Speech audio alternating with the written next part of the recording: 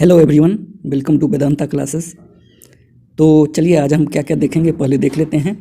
सबसे पहले हम देखेंगे बीपीएससी के द्वारा जो प्रधान शिक्षक का वैकेंसी निकाला गया था उसका सिलेबस देखेंगे। फिर प्रधान अध्यापक का जो वैकेंसी निकाला गया था उसका सिलेबस देखेंगे। फिर आपको इस सिलेबस के बेस पर हम बताएंगे कि आपको अभी तैयारी कैसे स्टार्ट करना चाहिए, क्या क्या पढ़ना चाहिए 7th फेज में जो टीचर का वैकेंसी आने वाला है उसके लिए। फिर हम आपको कुछ बुक का नाम सजेस्ट करेंगे, आप वहाँ से पढ़ के अपना तैयारी को शुरू कर सकते हैं। पिछले क्लास में हमने बताया था जो पिछली बार रेगुलर वैकेंसी डाला गया था 1999 में, उसका क्वेश्चन हमने बताया था कौन से पार्ट से क्वेश्चन आया था, तो वो वीडियो जाके आप ज़रूर देख लीजिएगा। उसके आधार पर आपको जीके जीएस कहाँ से पूछा जाता है, किस पार्ट से पूछा जाता है उसको पता चल जाएगा आपको। तो चलिए देखते हैं। सबसे पहले बीपीएससी के द्वारा हेडमास्टर के लिए जो वैकेंसी निकाला गया था वो लगभग 6400 के आसपास था। तो उसका सिलेबस क्या क्या था, उसमें क्या क्या पूछा जाना था, तो उसमें सबसे पहले आपको जनरल स्टडीज यानी जीके जीएस 100 नंबर का पूछा जाना था। उसमें जीके जीएस, इकोनॉमिक्स, भूगोल, विज्ञान, करंट अफेयर्स सब आने वाला था, ठीक है। फिर बीएड से आपको 50 क्वेश्चन पूछा जाना था। उसका टाइम ड्यूरेशन जो एग्ज़ाम होने वाला था वो 2 घंटा का था और उसमें 1/4 निगेटिव रखा गया था। ये कटिंग आप देख सकते हैं कि जो एडवर्टीजमेंट आया था प्रधानाध्यापक का उसमें से लिया गया है। देखिए यहाँ पे 150 क्वेश्चन दिख रहा होगा आपको। 100 अंक जनरल सामान्य ज्ञान अध्ययन के लिए थे और बीएड कोर्स के लिए 50 अंक रखे गए थे। उसमें से आगे देखिए प्रत्येक क्वेश्चन के लिए 1 अंक दिया जाना था और गलत के लिए 0.25 जो कि मैंने पीछे बताया था, और इसका एग्ज़ाम अवधि 2 घंटा का था। तो चलिए अब हम धीरे धीरे जो पीडीएफ है प्रधानाध्यापक का सिलेबस उसको धीरे धीरे स्क्रॉल करेंगे। आप चाहेंगे तो पॉज करके उसका स्क्रीनशॉट ले सकते हैं। चलिए देखते हैं। तो देखिए इसमें जो काला लिखा हुआ है उसमें प्रधानाध्यापक लिखा है, जो मैंने बीपीएससी के वेबसाइट से डाउनलोड किया है, वहाँ भी ऐसा ही दिया था, इसीलिए आपको दिख नहीं रहा होगा। अगले पेज पर जब जाएंगे बीएड वाला सिलेबस पे वहाँ थोड़ा दिखेगा आपको, ठीक है। तो देखिए सबसे पहले है इसमें विज्ञान के क्षेत्र से संबंधित प्रश्न होंगे। तो सबसे पहले आप दिख रहा होगा सामान्य विज्ञान, फिर है राष्ट्रीय और अंतर्राष्ट्रीय महत्व के समसामयिक घटना मतलब करंट अफेयर हो गया, फिर है भारत का इतिहास और बिहार के इतिहास का मुख्य विशेषता मतलब हिस्ट्री हो गया। फिर देखिए नीचे है राष्ट्रीय आंदोलन और इसमें बिहार का योगदान। फिर देखिए भूगोल है, राज्य व्यवस्था है, भारतीय अर्थव्यवस्था है। फिर नीचे देखिए गणित और मानसिक क्षमता परीक्षण है। तो ऐसे ही हम धीरे धीरे अब क्या करेंगे, स्क्रॉल करेंगे। आप रुका के पॉज करके स्क्रीनशॉट ले सकते हैं। ये सिलेबस हिंदी और इंग्लिश में दोनों में है, तो दोनों आपको दिखेगा, ठीक है। तो अपने हिसाब से आप देख लीजिएगा।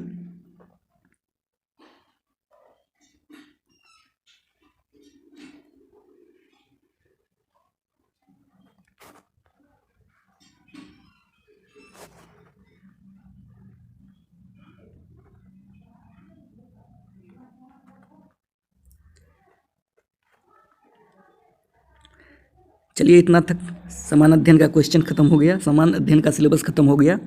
अब जो बीएड का सिलेबस है वो सीधा सीधा जो यूनिवर्सिटी में पढ़ाया जाता है वही सिलेबस उठा के आपको दिया गया है, ठीक है। और शायद यही आपको जो सिलेबस है जो बीटेट होता है, एस्टेट होता है, यही सिलेबस यहीं से लिया जाता है, ठीक है।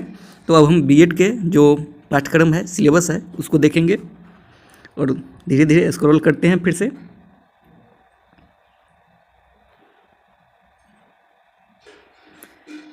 देखिए उसमें कुल आपको 12 यूनिट है, ठीक है, जो सेम टू सेम जो यूनिवर्सिटी में पढ़ाया जाता है बीएड में वही यूनिट है।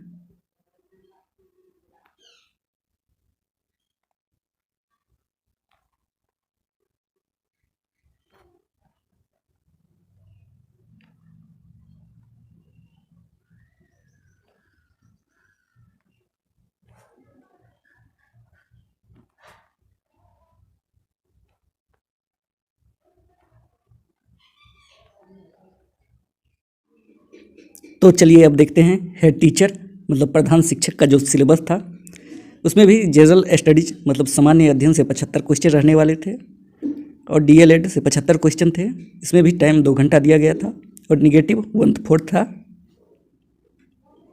तो देख सकते हैं ये जो कटिंग है बिहार डीएलएड,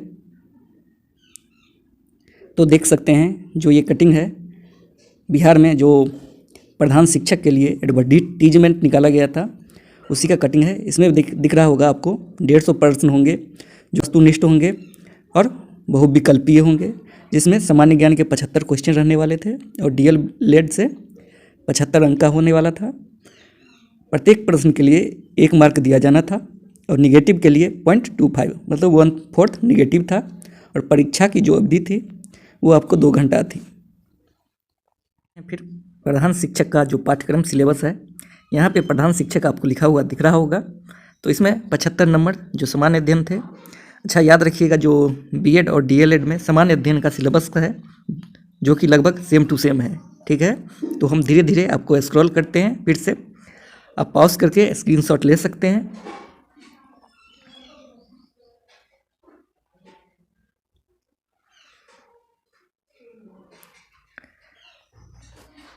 चलिए अब देखते हैं फिर जो डीएलएड मतलब यहाँ पे के कॉलेज में पढ़ाया जाता है उसका जो सिलेबस है वही सिलेबस दिया गया है। यहाँ पे आपको कुल 8 यूनिट दिया गया है, तो देखिएगा फिर से अच्छा से।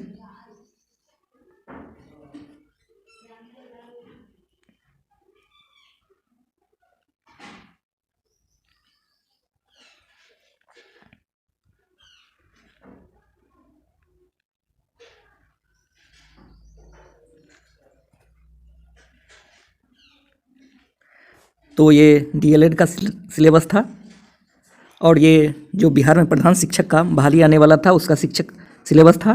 ठीक है, तो ये सिलेबस यहीं पे ख़त्म होता है। तो 7वां चरण में अब जो वैकेंसी आएगा जो लगभग बीपीएससी के द्वारा आएगा उसका सिलेबस क्या हो सकता है। तो आप मान के चलिए जो सिलेबस हम आपको दिखाए हैं अभी प्रधान शिक्षक और प्रधान अध्यापक के लिए, तो कुछ वैसा ही रहने वाला है। अगर आप प्राइमरी लेवल के हैं, प्राइमरी लेवल के एग्ज़ाम दे रहे हैं तो उसमें डीएलएड से हो सकता है या 75 का 75 क्वेश्चन ही रहे, या हो सकता है कि उसमें 50 क्वेश्चन कर दे और जो जनरल स्टडीज़ है उससे 100 क्वेश्चन रहे। ठीक है, और जो मतलब बीएड या प्रधान अध्यापक या क्या बोल सकते हैं उसको अपर प्राइमरी लेवल का होगा, सेकेंडरी लेवल का जो एग्ज़ाम होगा उसमें जीके जीएस 100 नंबर का होगा और बीएड से 50 नंबर का होगा, या इसको भी कर सकता है कि आपको 75 नंबर जनरल स्टडीज़ से दे दे और बाकी के 75 नंबर बीएड से पूछ दे। ठीक है, और 1 नंबर 1 मार्क क्वेश्चन के लिए दिया जाएगा लगभग और निगेटिव 1/4 रहेगा। ज़्यादा संभावना यही है। तो आपको सबसे पहले क्या करना चाहिए इसके तैयारी के लिए, तो सबसे पहले आप जो सीटेट या बीटेट पास किए हैं उसको अच्छा से कंप्लीट करके रखिए। ठीक है, उसके बाद अगर बीएड डीएलएड किए हैं तो उसका भी सिलेबस आप तैयार कर सकते हैं। अब इसे तैयार करके रखिएगा तो थोड़ा आसान हो जाएगा। फिर बच गया आपको जनरल स्टडीज़। तो इसका तैयारी करने का सबसे आसान तरीका होता है किसी भी एग्ज़ाम का सबसे पहले उसका PYQ देखें। हर एग्ज़ाम में PYQ से या जो जिसको बोला जाता है सीन क्वेश्चन, देखा हुआ क्वेश्चन, वहाँ से 30 से 40% क्वेश्चन रिपीट होता है, हर एग्ज़ाम में होता है। तो सबसे पहले आपको PYQ कर लेना चाहिए। बिहार का जितना भी एग्ज़ाम हुआ है वो आपको क्वेश्चन बैंक में एक साथ एक जगह पर मिल जाएंगे। उसमें जितना भी क्वेश्चन होगा अलग अलग एग्ज़ाम का वो आप पूरा कर लीजिएगा, कंप्लीट कर लीजिएगा। फिर एक लूसेंट का जीके जीएस का बुक आता है वो ले सकते हैं। फिर आपको मंथली करंट अफेयर का मैगजीन कोई ले सकते हैं या यूट्यूब से आप कर सकते हैं। फिर आपको मैथ और रीजनिंग को भी कंप्लीट करना पड़ेगा। तो इसमें कुछ ज़्यादा मैथ नहीं आते हैं, 10 से 15 मैथ रहते हैं और मान के चलिए आप ज़्यादा से ज़्यादा 10 रीजनिंग के भी क्वेश्चन होंगे, तो मैथ रीजनिंग भी आपको करना पड़ेगा। आज की वीडियो में इतना ही था। अगर अभी तक हमारे चैनल को सब्सक्राइब नहीं किए हैं तो सब्सक्राइब कर लीजिएगा, नोटिफिकेशन को ऑन कर लीजिएगा। जैसे ही वीडियो आता आएगा, कोई इन्फॉर्मेटिव वीडियो आएगा तो आपको पता चल जाएगा। और वीडियो पसंद आए तो लाइक कीजिएगा, ज़्यादा से ज़्यादा शेयर कर दीजिएगा। Okay, thank you for watching video.